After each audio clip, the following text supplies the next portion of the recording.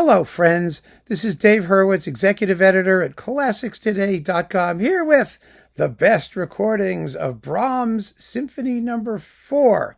Now, you guys have been asking me to do this video for a long time, and I've wanted to, but there was a problem. The problem is this. Brahms only wrote 4 symphonies, and I've done videos on the best Brahms symphony cycles. Generally speaking, a great Brahms cycle has no weak links. So if you know what the best Brahms symphony cycles are, then you know what the best versions of each of the symphonies is, or among the best. I mean, not necessarily when we say the best, what does that mean? I mean, the things that we think are just up there, in the top, 20 or 30 or so, because everybody does Brahms symphonies, and they've been doing it since the dawn of the recorded age, and there are zillions of great recordings of Brahms symphonies out there. There just are. And so to say that, I'm going to do a Brahms 4th video is kind of like recapitulating the best Brahms cycle video. And so I wanted to wait. I just wanted to wait. So it didn't seem like I was just repeating myself. And I hope you'll forgive me for that. And I have tried to take into account performances of the Brahms 4th that are great, that are singleton performances. There aren't many, because most people, when they want to do Brahms, they do a batch of Brahms. Brahms comes in clumps. He's a perfect clump composer, because there just aren't that many symphonies, and you might as well, if you're going to do one, you might as well do them all. The idea that in this day and age, particularly where cycles are everything, and the whole thing is one giant clumpetition, to see who does the best clump, rather than who does the best individual performance.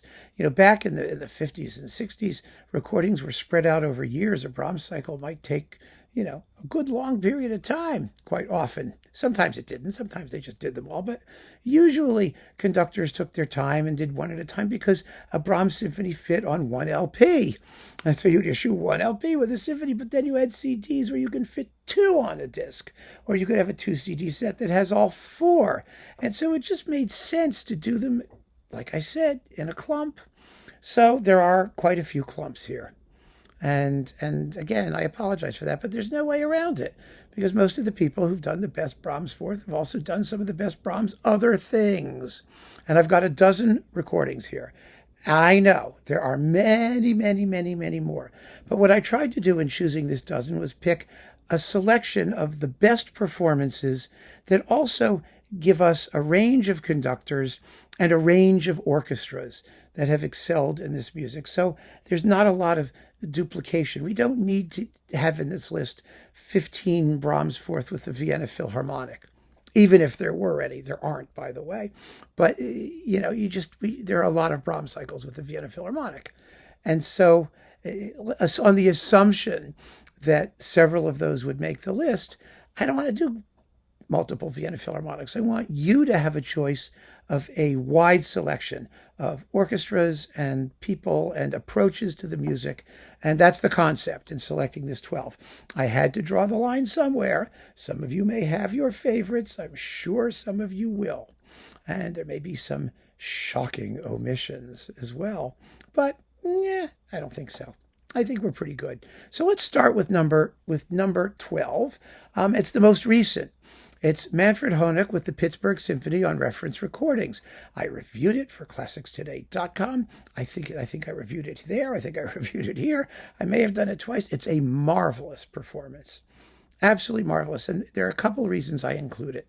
Number one, it's really nice to know that great Brahms recordings are still being made, that we're not going to simply, sit on our thumbs and drool over, the greatness that was and ignore the greatness that is, because there is greatness. That's number one. Number two is that Honeck is an exponent of the more interventionist school of conducting, which is nice.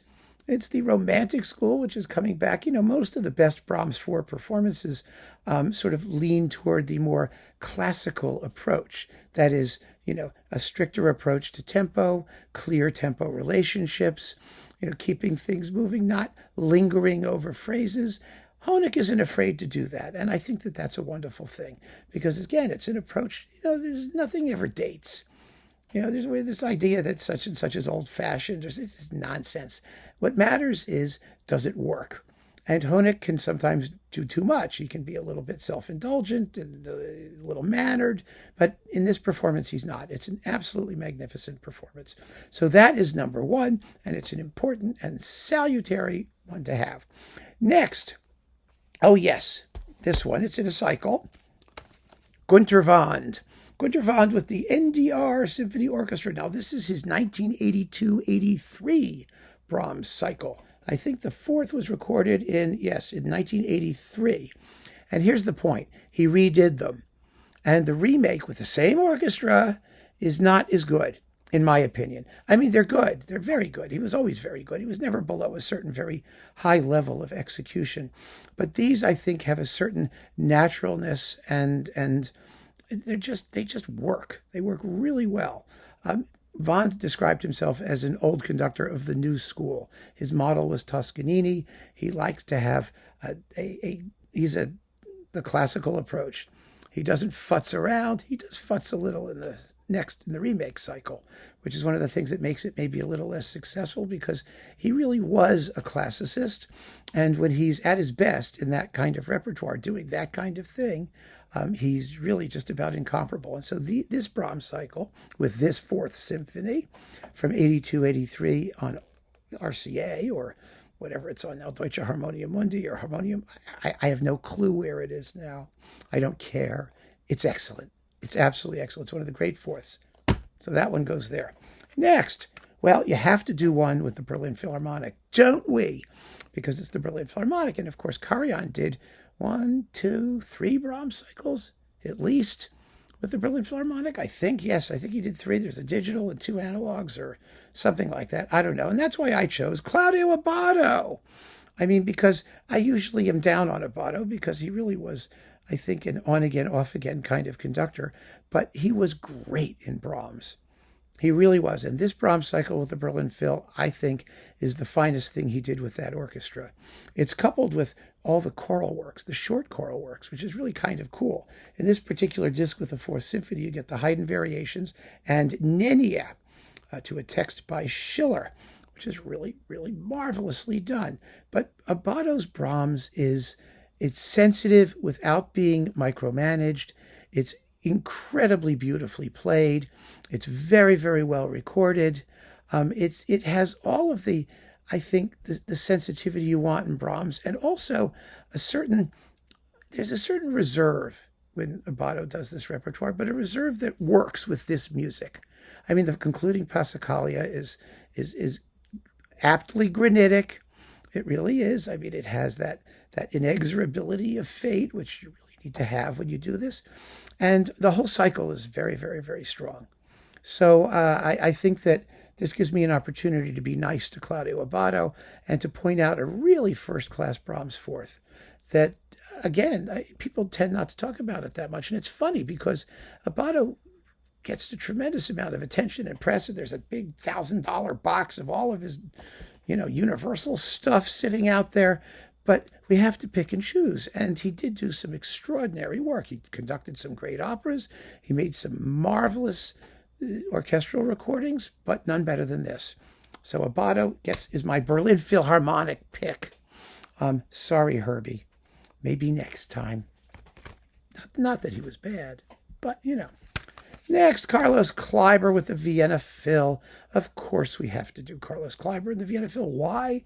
Because it's Vienna, and because it's Carlos Kleiber, and because this is a singleton Brahms fourth. He didn't do any of the others for Deutsche Grammophon, which is great. So we just have this. It's a very, very beautiful performance. It's not my favorite, personally. I find Kleiber often to be a little bit mechanical. He does actually have one interpretive moment, the first movement, when they're going ya da da da da da da da, ya da da da da. He slows down just a little bit. There's a little Luftpause there. It's kind of lovely where he's doing something, and the rest of it's very, very straightforward. It's not mechanical, of course. I mean, he was a wonderfully sincere conductor, and the playing is gorgeous, and it's a very, very fine Brahms fourth. So, and lots of you talk about this one. It's like, oh, you got to talk about Kleiber. I feel about Kleiber the way I feel about Abbado. If I have an opportunity to be nice to him, I'm going to take it. And this is definitely one of the best of his, very, very few recordings. I mean, there's not a large discography for Deutsche Grammophon. So yeah, of course we'll include it. It's lovely. Absolutely lovely. What's not to love? Next. Oh, yes, Kurt Sanderling with the Staatskapelle Dresden. This is absolutely one of the great Brahms cycles. It's on Eurodisc. He remade them, I think with the Berlin Symphony or something else. One of you folks told me what it was. I never remember. And it was a snooze fest. But this is a great Brahms cycle, and this Brahms Fourth is one of those dark German ones. We like the dark German ones, the ones that have that sort of gripping, intense, wallowing in the gloom and doom aspects of the piece, but doing it so well. And with the Staatskapelle Dresden, you have an orchestra that's got just amazing clarity and character in all of its sections. I mean, they deserve as much credit for the success of this as Sanderling does, quite honestly. Not that Sanderling isn't excellent, he is, and he brings out the best in the orchestra. But yeah, I mean, this is a hard to find cycle, by the way, very difficult. It was always sort of, not easy to get your hands on. But if you can hear the fourth, if you can stream it, you should, because it's really quite special. Next, well, we talked about this set in the Ripe for Reissue series. I'm sorry, I hate to do it, but I have to, because we have to have a Brahms cycle with the Cleveland Orchestra. And that's the one, of course, as with Karajan in Berlin, we have Zell in Cleveland. So I picked Dochnani. I want the other guy to get a chance. I think this is a better Brahms cycle than Zell's. I think it has all of Zell's clarity and drive and rhythm and precision and all of those things, with also a little bit more warmth, a little bit more ability for the players to shine in their solos, a little less straight-laced. Not that Zell's, again, like Karajan's, isn't excellent in its way. It is. But this is just first rate. And the fourth is as good as the rest of the cycle, which is the sort of acme of the classicist approach to Brahms. Crisp, clear, clean, beautifully phrased, warm where it needs to be, intense, exciting, just Brahms would have loved it. You just get a feeling that, especially in the Fourth Symphony, because it has a sonata form first movement, the Passacaglia finale, two sonata form movements in the middle, more or less. I mean, the fourth is about expression, of course, tragic expression, but tragic expression as expressed through an iron grip on the form of the piece. And Brahms was never more, I think, powerful than when the expression is perceived through his handling of form, as it is here. One of the things about the first movement of the symphony is that it doesn't have an exposition repeat. Brahms is stretching the form a little bit more than he did in his other three symphonies, and also his handling of timbre is extraordinary. You realize there are no trombones in this symphony until the finale. They announce the Passacaglia theme. But until then, nothing. You'd never know it, because the climax of the first movement is so powerful. And that scherzo is such a wonderful fury of rhythm and coiled energy. But Brahms always keeps something in reserve. And you get that. You get the sense of that really here. You feel the additive quality of the music. It's just a phenomenal performance. Oh, yes. Total greatosity. Bruno Walter. Bruno Walter is one of two conductors that I'm talking about in this series who was around when Brahms was around. He really was. I mean, and they might have known him or met him or I don't know, something, but kind of extraordinary. And so their recordings have a unique pedigree, a provenance, as they say in the art world. Bruno Walter was from North Germany originally. He really knew his Brahms. I think he was, in terms of his personality, his character, he was better suited for Brahms than he was for Mahler. Even though he was tremendously dedicated to Mahler, he gave some great Mahler performances. He did. I think that his Brahms is exactly what he was built to do. And his last Brahms cycle, he did a very good one with the New York Philharmonic in mono, with some insanely fast tempos in the Third Symphony, and a thrilling conclusion to the second. Well, these are his late recordings with the Columbia Symphony, and he relaxed a little bit. He had, slowed down just a mite, just a hair, but not in any way that's significant, not in a way that hurts the music. If anything, it helps it, because he still keeps it moving. He has the flow, that organic cohesion that always represents Walter at his best and that Brahms requires. But at the same time, I mean, he never stinted on the brass. He doesn't underplay anything. He really doesn't. But it does have, the Fourth Symphony itself has a sense of, resignation about it, a little elegiac character to it, and he catches it beautifully in this performance. These are well recorded, very well played, wonderful, wonderful performances. It's a great conclusion to a great Brahms cycle. You also get on this particular disc the Tragic Overture and the Schicksalslied, the Song of Destiny. Okay. So Bruno Walter. And the other conductor who was around when Brahms was around, that we're going to talk about, because there are many, many others, including people like Toscanini and Feingartner and, older people, but we're not dealing with those. Klemperer. Good old Otto Klemperer, Klemps. Now, his fourth is a little bit more eccentric than Bruno Walter's, I think. I think he has some kind of curious tempi. I mean, the slow movement is rather quick.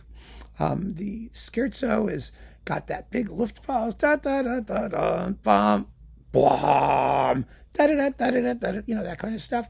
The concluding Passacaglia is absolutely stoic. I mean, it's phenomenal. Some people won't like it. They would want one that's a little more like this, a little more yielding. I mean, Walter takes 11 minutes and 20 seconds, which is by no means slow, not a bit. But Klemperer here is 9 minutes and 47 seconds. I mean, he just gets it going, and it has the inexorability of death itself. It's really quite something. Not everyone's going to enjoy it, but it's a performance of great character and personality in a day when most Brahms performances have no character or personality whatsoever. And so for that reason alone, it's worth having, never mind the provenance issue. Really an extraordinary performance. It was not universally acclaimed when it came out, in spite of the fact that Klemperer was such a great Brahms conductor and his Brahms was so highly respected.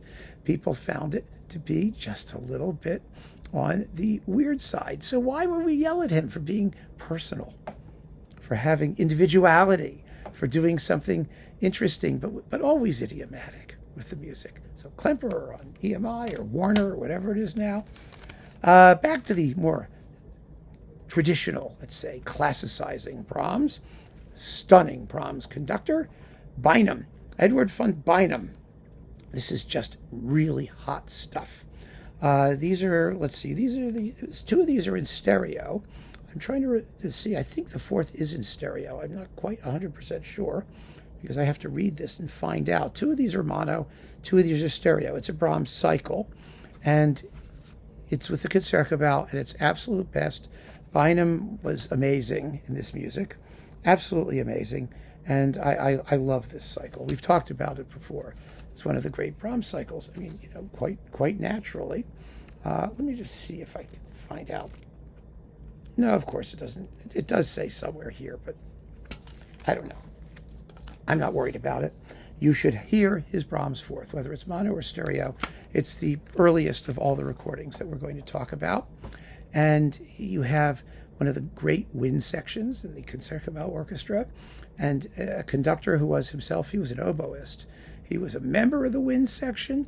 He really, really knew how to collegially interact with his players and create just a gigantic, almost chamber music-like schmooze in the music. The whole cycle's like that, frankly. But the fourth is great as the rest of them, and it's one of the great fourths for that reason. So yeah, Bynum. Now, let's see. Here's a singleton. Oh, yes, a singleton. We have to do a singleton. All the singletons, the ones that I can think are worthy of singling out, of which so far we've had Honeck and what was the other singleton one? Oh, yeah, Kleiber. Reiner. Well, here you get, let's see, The Royal Philharmonic under Fritz Reiner. Now, everybody talks about this Brahms Fourth. It is a singleton in more ways than one because this is on the Chesky label. It was originally recorded for God knows what, Reader's Digest or something. Who knows when it was originally came out. When it originally came out, it was produced by Charles Gerhardt, who did the great film music series, so the sound is wonderful. You also get the Egmont Overture with Renee Leibowitz, not with Reiner. But I don't know if you can still find this. I don't know where this is. Maybe one of you can tell me. Reiner he didn't do a complete Brahms cycle for RCA or in Chicago. So his Brahms is spread out in various ways. And, I just love this performance. I do. I didn't like it for a long time. For a while, I thought it was just sort of, I don't know, not as well played as Reiner's usual. And maybe, well, Reiner could be a sort of a cold fish. You know what I mean? But he certainly whips the Royal Philharmonic into shape. And it is an iconic performance because of who it is. And I think that I would be remiss if I didn't mention it. Again, I don't always put things on these lists because they're my favorite versions. I put them on these lists because they're the most important recordings of the work in question. And even where I disagree, I know greatness when I hear it. I really do. And this is a standout in the Reiner discography. So yeah. Now we're down to the last two. Can you believe it? We have to do one by James Levine. Now that he's dead, maybe we can talk about him more. I mean, I know that he had his issues and there was a scandal and all of that stuff. But I have to talk about the best performances. And Levine was probably all around the best Brahms conductor in the second half of the 20th century. I mean, he did two stunning Brahms cycles. This one with Chicago for RCA, and then he remade them with Vienna, a cycle that's even richer and more saturated and yummier and more luscious in tone. But we've already done the Vienna Philharmonic, and we have to do Chicago because Chicago has a share of excellent Brahms. You know, Scholte's Brahms cycle was superb. Probably the best thing that Scholte did in Chicago as well, and it had a very, very fine fourth. But I chose Levine because I think the performance is even more dynamic and exciting. And wow. And I chose Chicago over Vienna, like I said, because we already have Vienna. So, and because this one is a little bit leaner. I think the Fourth Symphony, you know, you can ooze all over it. It's so beautiful. The very opening, you know, the yada da da yada ba-da yada ba-da. You know, I mean, you can really milk it. And Levine doesn't. I mean, he doesn't do that. He doesn't do it in Vienna and he doesn't do it in Chicago. But the orchestra has its own characteristic sound. And the Vienna Philharmonic is far more likely to sound like it's being milked than the Chicago Symphony is, right? So this is just an amazing Brahms cycle. And it's funny how, you know, when somebody does a great Brahms cycle, it used to be they had arrived as a conductor. You know, I mean, even before Levine's sexual peccadillos, you know, he never quite got credit for being as great a Brahms conductor as he was.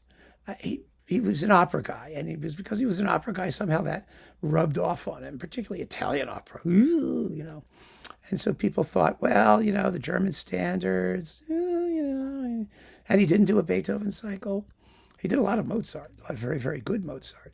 But his Brahms is absolutely stunning, period. Let's not kid ourselves. So the Brahms Fourth with Levine in Chicago is on the list. But if you get the Vienna one, it's perfectly all right. You can't go wrong either way. Let's be clear. And last but not least, however, I have to pick one. I have to pick a Brahms Fourth. And it was hard. It was really, really, really hard. But at the end of the day, those of you who know me know what this is going to be. It's Joachim. Eugen Joachim, and it's with the London Philharmonic. It's not with the German orchestra, it's not with Berlin, it's not with Vienna, and Joachim did a Brahms cycle with the Berlin Phil in mono for Deutsche Grammophon, which is a knockout. Stunning, fabulous, absolutely marvelous. But I like this because, first of all, the sound is better. Second of all, because Joachim is just as good as he is with the Berlin thing. And thirdly, Joachim represents a style of conducting that you don't hear that often in Brahms. You might call it the Abendrot mining and court orchestra Furtwängler school. That is, flexible tempo, sort of like what Honeck does a little bit, only maybe a little bit more so. And that approach can work. I mean, there have been cycles and performances of the fourth that do a lot of that. Eschenbach is sort of like the living avatar of the, schmooze and slush Brahms sort of stuff and, today. But Joachim was able to do it in a way that never broke the back of a phrase. Again, he's known for his Bruckner. I think his Brahms is just as good, if not better. I really, really do. I think that these performances have a breathing flexibility of pulse, a humanity, a warmth, a spontaneity they're like no other Brahms performances. And the fourth is the capstone of the entire cycle. I just listened to the end of the Passacaglia, the way Joachim handles it. There's a point where, at the end, where Brahms speeds up a little bit at the end. Da da da da da hump, da hump, do do do. It's supposed to accelerate a little. It's supposed to get angrier. He whips up a fury in this music without it sounding hysterical, inappropriately hysterical, let's put it that way, without ever getting a sense that, it's getting away from him. It's just wonderful. It's wonderful, wonderful conducting. The flexibility and cohesion of the whole thing. The ability to point a phrase, the directionality of it, knowing where the music's going at all times. I think it all makes Joachim a very, very special Brahms conductor. It's the kind of thing that Furtwängler tried to do and sometimes succeeded in doing, but not reliably. And then you've got, the earlier German school of, the push me, pull you approach of Hermann Abendroth and those people, which, they're important. They're important to hear for historical reasons. But if you want a completely successful performance from first note to last that just does the whole thing, well, this is it. Joachim with the London Philharmonic. Yeah, absolutely glorious. And this is coupled, by the way, this is an EMI twofer. The first three symphonies were on the first two discs, and here you get the fourth with the Klaus Tenstedt German Requiem also attached to it. But however you get it, there's also the big Joachim box that was the icon box that was on Warner, EMI Warner, that came with the Bach B minor and the Beethoven cycle and other stuff. Really, really first-rate music making. And for me, well, it's my however pick. So keep on listening, friends. Thanks so much for joining me. Take care.